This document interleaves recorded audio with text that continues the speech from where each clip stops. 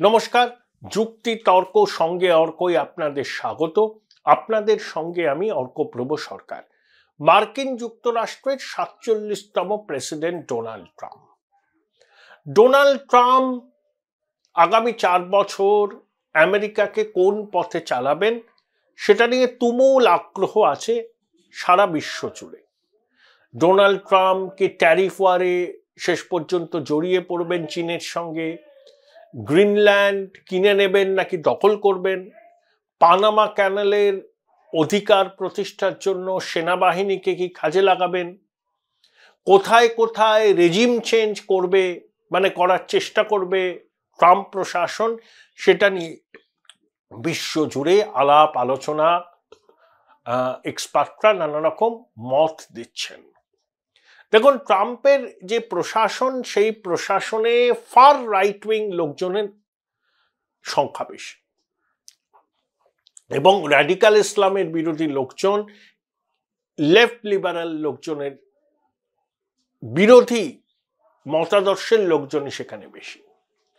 যেমন বিদেশ সচিব Marco Rubio, national security adviser Mike Waltz, FBI এর ডিরেক্টর কাশ প্যাটেল, ন্যাশনাল ইন্টেলিজেন্সের director practising Hindu Tulsi Gabbard, Elon Musk, এরা সবাই র্যাডিক্যাল ইসলামের বিরোধী।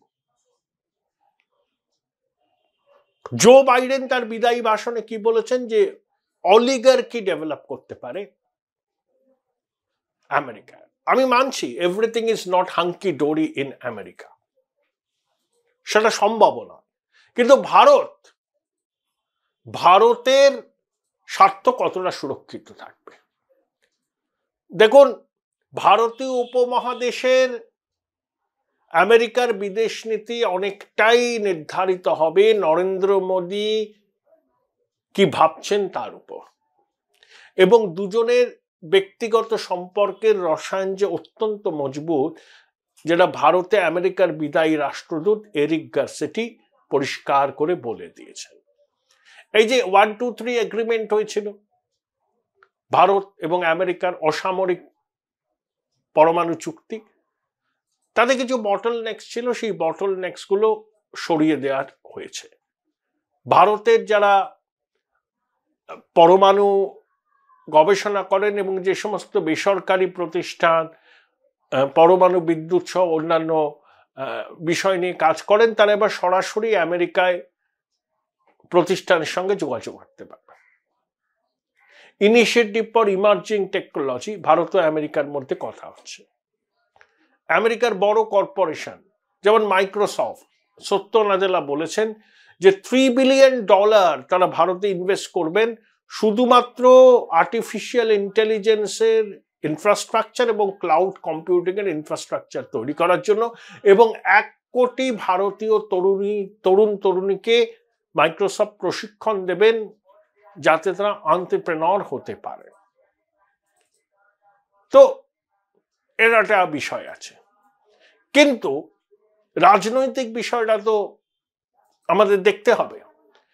ডোনাল্ড ট্রাম্পের প্রেসিডেন্ট হিসাবে কার্যভার নেওয়ার আগেই আমরা দেখলাম যে ইরানের প্রেসিডেন্ট চলে গেছেন মস্কোতে, তাকে স্টেট অনার দেওয়া হয়েছে।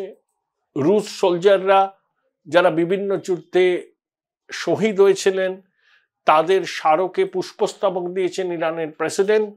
প্রথমে ইরানের প্রেসিডেন্ট রাশিয়ার প্রাইম মিনিস্টারের সঙ্গে কথা বলেছেন, তারপরে পুতিনের সঙ্গে শীর্ষ বৈঠক করেছেন। তা থেকে সিদ্ধান্ত হয়েছে যারা নতুন রেল করিডর তৈরি হবে, সেটা রাশিয়া থেকে শুরু হবে, আজারবাইজানের ভিতর দিয়ে ইরানের হার্টল্যান্ড পেরিয়ে সেটা পারস্য উপসাগরের কাছে গিয়ে শেষ হবে। ইরান তার নতুন রাজধানী করছে মাকরান, তেহরানের থেকে রাজধানী সরিয়ে নিচ্ছে, কারণ তেহরান পুরনো শহর, ইনফ্রাস্ট্রাকচার ভেঙে পড়ছে। তাই মাকরান, সেটা হচ্ছে চাবাহার বন্দরের কন্টিগুয়াস, সেইখান অব্দি চলে যাবে সেই রেল লাইন, এবং চাবাহার বন্দর থেকে পণ্য আসবে আবার মুম্বাই বন্দরে।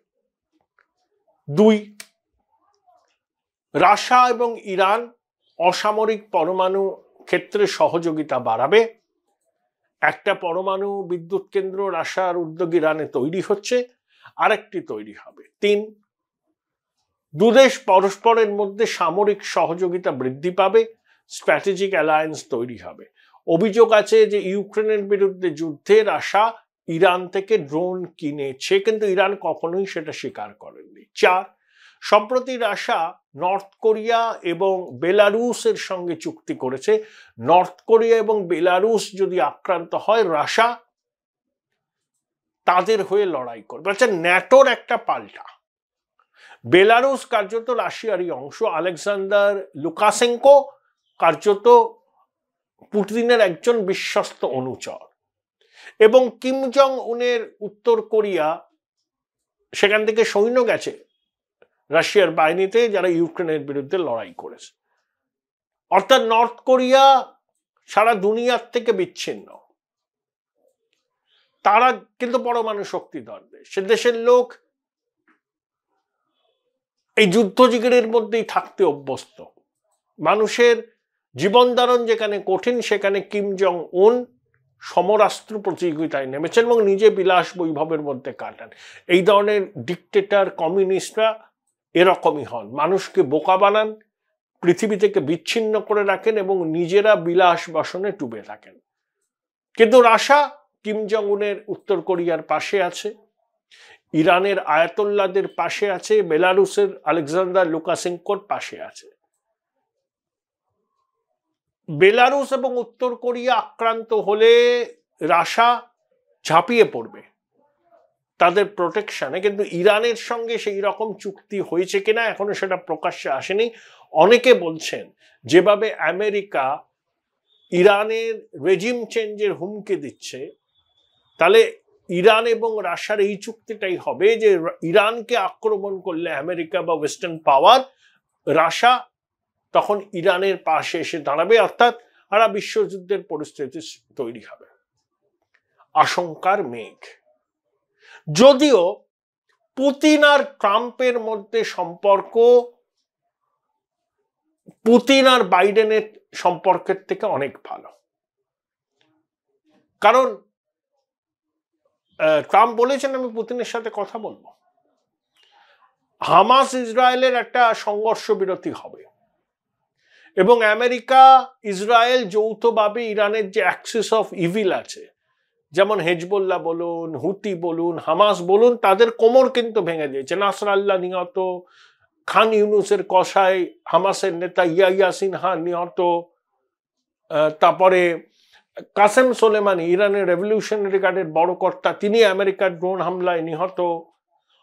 আবার সিরিয়ায় বাশার আল আসাদের রেজিমের পরিবর্তনের পর ইরান সিরিয়াকে ব্যবহার করে লেবাননের হেজবুল্লাহকে আর রসদ পৌঁছতে পারছেন। আবার লেবাননে যিনি এখন প্রেসিডেন্ট হয়েছেন, তিনি লেবাননের আর্মি চিফ ছিলেন, পশ্চিম ঘনিষ্ঠ। এই প্রেক্ষিতে ইরানের প্রেসিডেন্টের মস্কো যাওয়া, পুতিনের সঙ্গে বৈঠক করা, অনেকগুলো চুক্তি সম্পাদিত করা আবার জিও পলিটিক্সের ক্ষেত্রে একটা আশঙ্কার মেঘ ঘনাচ্ছে।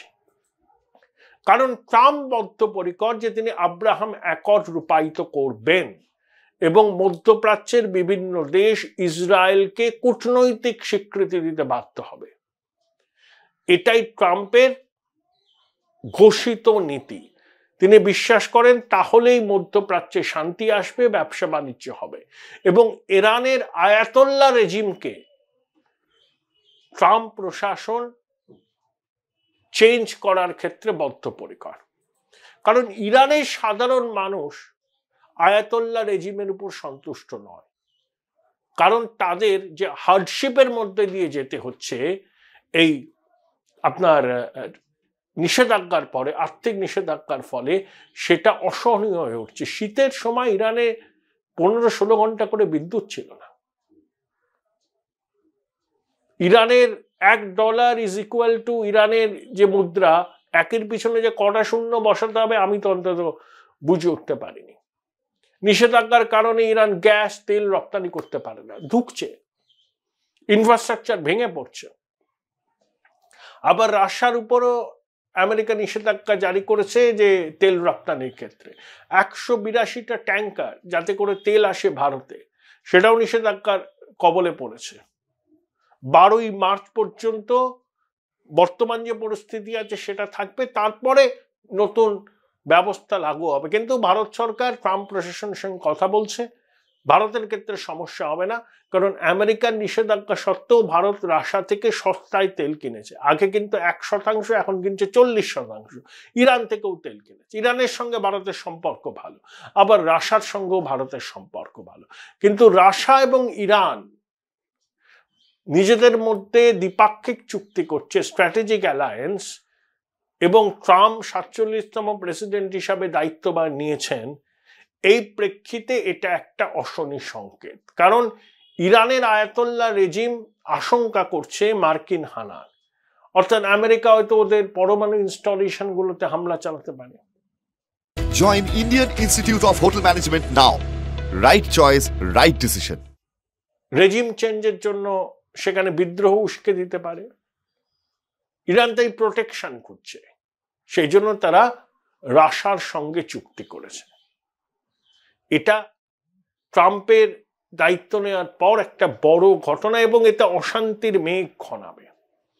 আব্রাহাম অ্যাকর্ড বাস্তবায়িত করতে ট্রাম্প বদ্ধপরিকর, কারণ তিনি ওটাই বিশ্বাস করেন যে ইসরায়েলকে যতক্ষণ না পর্যন্ত আরব দুনিয়া স্বীকৃতি দেবে না, ততদিন পর্যন্ত এই অশান্তি বন্ধ হবে না। আমাদের পাকিস্তানেও রেজিম চেঞ্জের সম্ভাবনা উজ্জ্বল। দেখুন, পাকিস্তান পরমাণু শক্তিধর দেশ। যদি পাকিস্তানে কোনো পরমাণু হামলা হয়, পাকিস্তান কিন্তু রিটালিয়েট করতে পারবে না, সেই প্রযুক্তি ওদের নেই। সেই প্রযুক্তি ওরা চাইছে, আমেরিকা নিষেধাজ্ঞা জারি করেছে, এখন ওরা চায়নার কাছ থেকে সেই প্রযুক্তি হস্তান্তর চাইছে, বিনিময়ে গদর বন্দরটা চীনের হাতে তারা তুলে দেবে। ইমরান খানের মুক্তির জন্য ট্রাম্প প্রশাসন সক্রিয় হবে বলে আশা করা যাচ্ছে, কারণ যে স্পেশাল এনভয় ট্রাম্প নিযুক্ত করেছেন রিচার্ড গ্র্যানওয়েল, তিনি কিন্তু ইতিমধ্যেই ইমরান খানের মুক্তির দাবিতে সরব হয়েছেন। তিনি বলছেন যে ট্রাম্পকেও যেভাবে রাজনৈতিক প্রতিহিংসার জন্য হেনস্থা করা হয়েছে, ইমরানকেও ঠিক একই কারণে জেলবন্দি করে রাখা হয়েছে। ইমরানের 14 বছর কারাদণ্ড হয়েছে, তার স্ত্রী বুশরা বিবির 7 বছর কারাদণ্ড হয়েছে দুর্নীতির দায়ে। তিনি অ্যাপিল করবেন। কিন্তু ইমরানের দলের সমর্থকরা বলছেন যে আর বেশি দিন দেরি নেই, ইমরানের জেল মুক্তি, এবং তিনি স্বমহিমায় পাকিস্তানের রাজনীতিতে প্রত্যাবর্তন করবেন। দেখুন, শাহবাজ শরীফের সরকারের সেই অর্থে লেজিটিমেসি নেই, এটা কিন্তু পুতুল সরকার। কিভাবে নির্বাচন হয়েছে আমরা জানি, আসল ক্ষমতা সেনার হাতে। সেই জন্য পিটিআই এর চেয়ারম্যান ব্যারিস্টার গহর খান সেনাপ্রধান আসিম মুনিরের সঙ্গে দেখা করেছেন। এতদিন কিন্তু সেনাপ্রধান ইমরানের দলের কারুর সঙ্গে কথা বলতে রাজি ছিলেন না, কিন্তু ট্রাম্প ক্ষমতায় আসার মধ্যেই দেখলাম সেনাপ্রধান ইমরানের দলের চেয়ারম্যানের সঙ্গে দেখা করলেন। তাহলে আবার পাকিস্তানে পালা বদলের ইঙ্গিত, কারণ শাহবাজ শরীফ বলছেন আমি ব্রিক্সের সদস্য হব, ইরানের সঙ্গে অভিন্ন ইসলামিক কারেন্সি চালু করব, এটা আমেরিকা মানতে পারছে না, তাই তারা রেজিম চেঞ্জ চায়। আর বাংলাদেশের কপালে কি আছে আমি অনেকবার বলেছি, চর্বিত চর্বণ করব না। আওয়ামী লীগ পথে নেমে পড়েছে, অনেক জায়গায় তারা মিটিং মিছিল করছে। ইউনূসের উপর বাংলাদেশের মানুষ ক্ষেপে গেছে, কারণ ইউনূসকে যারা মনে করেছিলেন সর্বরোগর বিশল্যকরণী, তারা এখন কপাল চাপড়াচ্ছেন। এর থেকে তো আগেই ভালো ছিলাম। কোন পরিস্থিতির মধ্যে বাংলাদেশের 18 কোটি মানুষকে নিয়ে আসলো ইউনূস। 30 বছর পিছিয়ে গেছে বাংলাদেশ, 30 বছর লাগবে আগের অবস্থায় ফিরে আসতে। কিন্তু সব থেকে উল্লেখযোগ্য যে ঘটনা আমার মনে হয়, যেটা ভূ রাজনৈতিক পরিস্থিতিকে অনেকটাই প্রভাবিত করবে, সেটা হচ্ছে ইরান এবং রাশিয়ার এই চুক্তি। ট্রাম্প দায়িত্ব নিলেন, ইরানের প্রেসিডেন্ট মস্কো গিয়ে পুতিনের সঙ্গে দেখা করে বাইল্যাটারাল এগ্রিমেন্ট করলেন। তাতে যেমন পরিকাঠামো আছে, এনার্জি কোঅপারেশন আছে, এবং একই সঙ্গে নিরাপত্তার ক্ষেত্রটাও জড়িয়ে রয়েছে। এখন দেখা যাক ওয়াশিংটন এই পুরো বিষয়টা নিয়ে কিভাবে প্রতিক্রিয়া দেয়।